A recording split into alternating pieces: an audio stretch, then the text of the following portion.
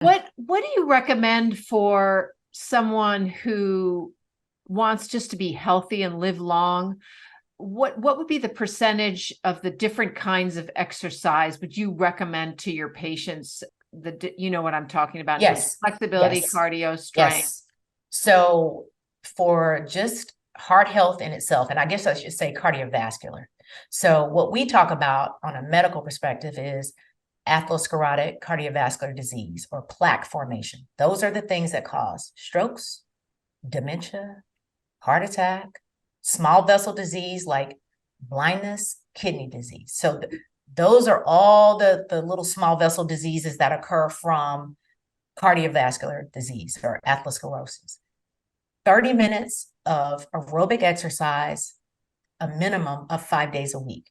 So you need 150 minutes of some type of aerobic exercise to have good heart health, open arteries, those things, barring whatever else you may have going on underlying that. You should also be incorporating strength training. And that really depends on stages and goals. So I usually, tell patients 3 to 4 days a week, if you can, of some type of, even if it's resistance bands, or, something body weight. If they're morbidly obese, then a lot of times it really is strength training to even do body weight things. So, but that's important, because that's going to increase your metabolism. So that's working towards the aesthetics.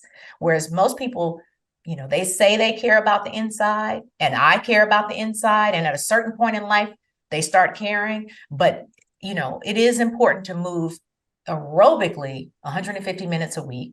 And then strength training or some resistance training 3 to 4 days a week.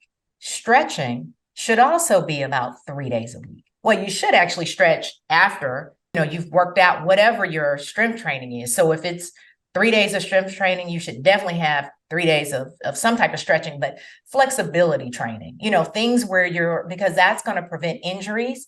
It's also going to help the muscle hypertrophy the way it should, so, and that's still an area where, I'm still trying to juggle that in because I want to have enough time to do yoga like I used to when I had a clinic inside of Lifetime, because it was easy then. But now it's kind of like, okay, you only have time to get your weight training in and your cardio. Class is over.